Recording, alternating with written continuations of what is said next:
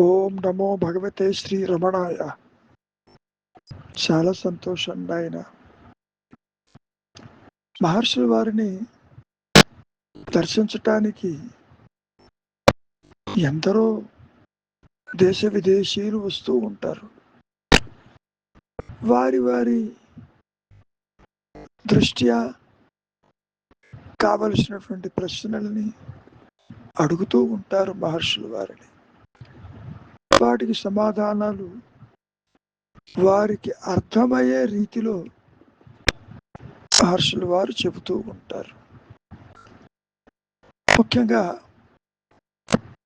అడిగే వారి యొక్క స్థాయిని బట్టి, వారి అవగాహనని బట్టి సమాధానం ఉంటుంది తప్ప పెద్ద పెద్ద సిద్ధాంతాలని, శాస్త్రాలని ఎప్పుడూ కోట్ చెయ్యరు. చాలా తేలిక మాటల్లో చెప్పడం జరుగుతుంది. ఒక సందర్భంలో వారే మాట వరుసకి కొన్ని విశేషాలని వివరించడం జరిగింది. అందులో ముక్తి యొక్క ప్రస్తావన వచ్చింది. ప్రతి ఒక్కడూ కూడా స్వర్గప్రాప్తి కావాలను, ముక్తి కావాలను, ఇంకా ఏదో కావాలని కోరుకోవటం సహజంగా జరుగుతూ ఉంటుంది. దానికి మహర్షులు వారు అసలు ముక్తి ఎవరికి కావాలి, కావాలనుకునేవాడు ఉండాలి కదా. ముఖ్యంగా ప్రతి జీవుడికి, ప్రతి వానికి సుఖం మీదనే, సౌఖ్యం మీదనే, ఆనందం మీదనే గురి ఉంటుంది. తాను ఏ పని చేసినా సుఖం కోసమే చేస్తాడు, దుఃఖం కోసం ఎవడు చెయ్యడు. అది కూడా ఇంద్రియ తృప్తి మూలాన చేస్తాడు. అంటే పంచేంద్రియాలు ఈ జీవుణ్ణి మాయలోకి లాక్కెడుతూ ఉంటాయి. ఒక విషయాన్ని విన్నా, దృశ్యాన్ని దర్శించిన, పదార్థాలు రుచి చూసినా,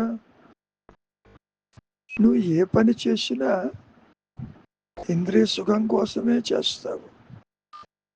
ఇది చాలా బాగుందని, ఈ దృశ్యం ఇంకా బాగుందని, ఈ మాటలు ఇంకా వినాలని, ఏదైనా కావచ్చు. అంటే ఇంద్రియాలకి భోగి అవుతూ ఈ మాయాజీవుడు వాటి వెంట పరిగెడుతూ సుఖప్రాప్తికై నానా కర్మలు చేస్తూ ఉంటాడు. చూడటము, వినటము, తినటము, మాట్లాడటము, అనుసరించటము, ఇవన్నీ కూడా ఇంద్రియ సుఖాలే కదా. మరి ఇంద్రియ సుఖం కోసమే చేస్తాడు. అదే అంటారు ఒక సందర్భంలో మహర్షులు వారు, ప్రతి జీవుడు కూడా ఇంద్రియాల వెంట పరిగెడుతూ పోగి అవుతున్నాడు. వాసన ప్రభావము చేత వాటిని ఎప్పుడెప్పుడు అనుభవిద్దామా అని ఎదురు చూస్తూ ఉంటాడు. అవకాశం దొరికితే వదులుకోడు. అప్పుడప్పుడు అవకాశం కోసం తాను పరిగెడతాడు. ఎక్కడ ఉందా అని చూస్తాడు, ఎక్కడ బాగుంటుందా అని పరిగెడతాడు. దానికి మహర్షులు వారు ఎందుకు పరిగెడతాడో తెలుసా? ఇంద్రియ సుఖాలు ఒసగే సౌఖ్యం ఉంది చూశావు. ఆనందము, తృప్తి, సుఖము, అది ముక్తితో సమానమే సుమ. ముక్తి సుఖంతో సమానమే అది. ఇక్కడ ఏమవుతుందో తెలుసా? ఒక చక్కటి శుభప్రదమైనటువంటి మాట విన్నప్పుడు ఈ అహంకారము ఒక్కసారిగా ఆత్మలో మునక వేసి బయటికి వస్తుంది. ఐ ఆమ్ వెరీ హ్యాపీ అంటావు. ఈ హ్యాపీనెస్ ఎక్కడొచ్చింది? ఆత్మానందంలో మునక వేస్తుంది. తన మూలంలో మునక వేసి బయటికి వస్తుంది. ఒక పదార్థం తిన్నారనుకోండి, చాలా బాగుంది, తృప్తిగా ఉందని ఎలా అంటారు? నీ సహజత్వము సుఖప్రదము కాబట్టి వాటిని రుచి చూచినప్పుడు ఆ సుఖాస్వాదనే చేస్తున్నాడు. ఇక్కడ పదార్థంలో ఏముందో తెలియదు. పదార్థం చెప్పిందే నేను తీయగా ఉన్నాను, కారంగా ఉన్నాను, పుల్లగా ఉన్నాను, లేదు కదా. నీవు చెబుతున్నావు ఇది చాలా బాగుందని. బాగుందని చెప్పటానికి కారణం ఆత్మానందమే కదా.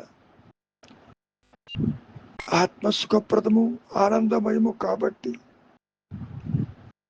నీవు ఇంద్రియ సుఖాలు కూడా మరి ముక్తితో సమానమే కదా.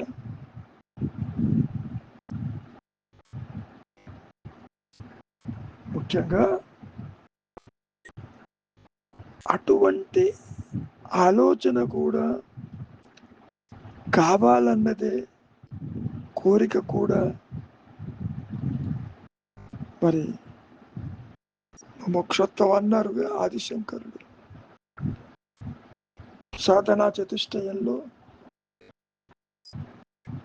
ఆదిశంకరులు కూడా ఈ విషయాన్ని ప్రస్తావించటం జరిగిన మాట మీ అందరికీ తెలుసు. వివేకంతో నిత్య అనిత్యం తెలుసుకుంటూ శాశ్వతమేది అశాశ్వతమేదని విచక్షణ చేసుకుంటూ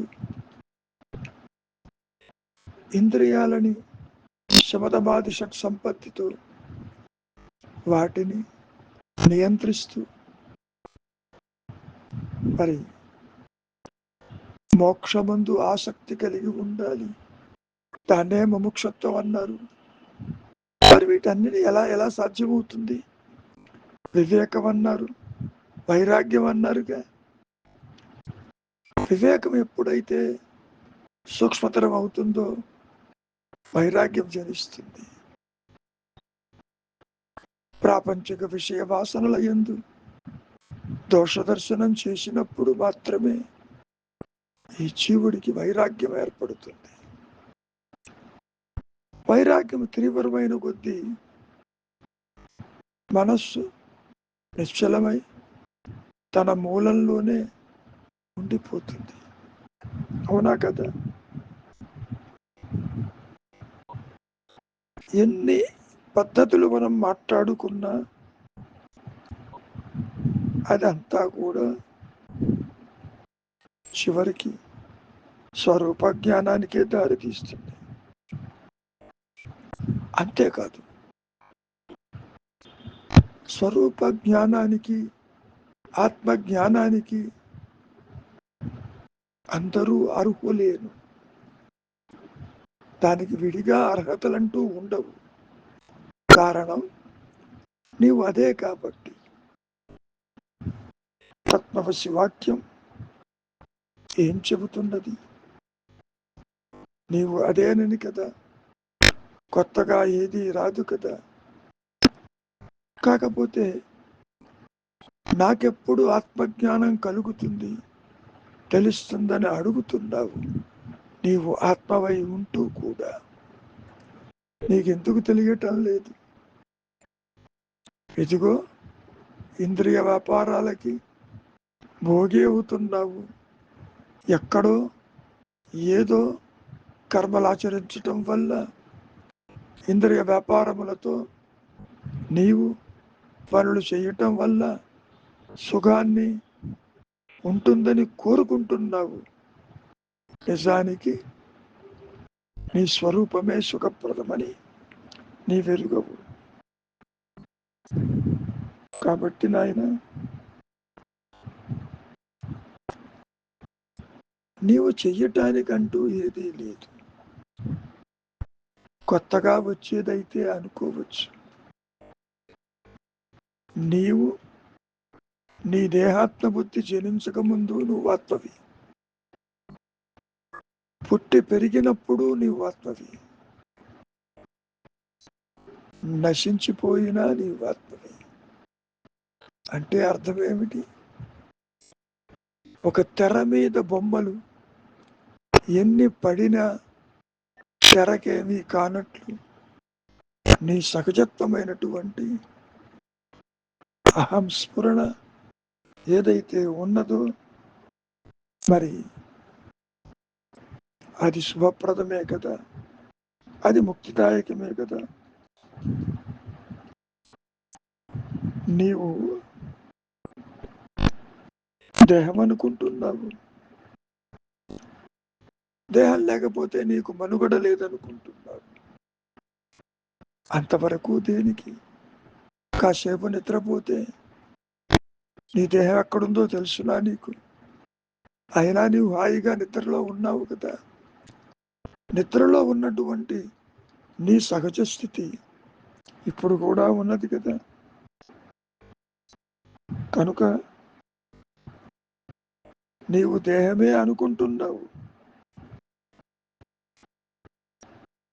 కనుక నీవు నేర్చుకోవలసింది, చెయ్యవలసింది దేహం మాత్రము కాదని, మరెన్నో కూడా అవుతావని గుర్తించు. ఈ దేహం అనేది ఒక అంశం మాత్రమే. నీవు చివరికి ఆ విషయం ఎలాగో తెలుసుకుంటావు. కారణం, జడమైన దేహానికి నీ సహజత్వమైన జ్ఞానానికి భేదం నీకే తెలుస్తుంది. రెండు నేనులు లేవు. నేను అహంస్ఫురణ అంటే జ్ఞానమే, ఆత్మే. ఎప్పుడైతే నీవు కర్తవని, ఇది అని, అది అని ఆలోచన వచ్చిందో, నీ మూలానికి నీవు దూరమైనట్టుగా అనిపిస్తుంది.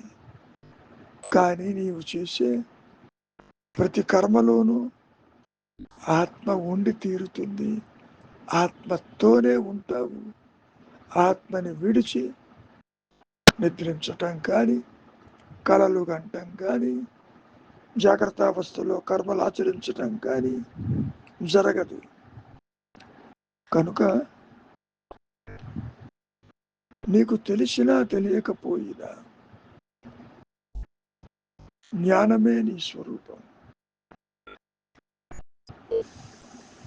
ఎప్పుడైతే నీవుగా అహం స్ఫురణగా అనుగ్రహం చేత అది ప్రకాశించిన స్థితిలో అప్పుడు నీకు అర్థమవుతుంది, ఈ జడత ఉంది, ఈ దేహం ఉంది, నీ స్వరూప జ్ఞానానికి వేరుగా లేదని. సముద్రంలో ఎన్నో అలలు ఎగిసి పడుతూ ఉంటాయి. ఏ ఒక్క అలైనా సముద్రాన్ని విడిచి ఉండగలదా?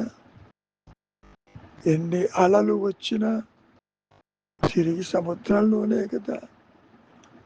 అల రూపేణ రావచ్చు, నురుగు రూపేణ రావచ్చు, బుడగ రూపేణ రావచ్చు, అదంతా సముద్రాన్ని విడిచి లేవు కదా.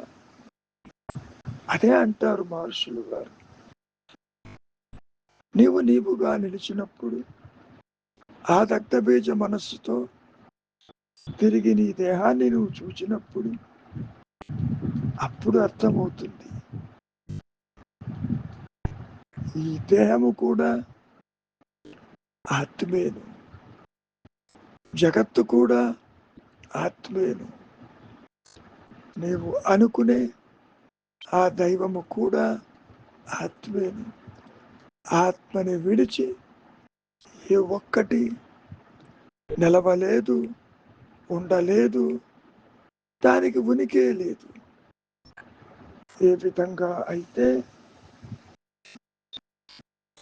బంగారాన్ని విడిచి ఆభరణము మనలేదు, ఆత్మని విడిచి జీవుడు కాని, జగత్తు కాని, నీవనుకునే దైవము కాని నిలిచి ఉండటానికి వీలు లేదు. అవి ఒకేసారి ఉద్భవించి ఒకేసారి అంతరించిపోతూ ఉంటాయి.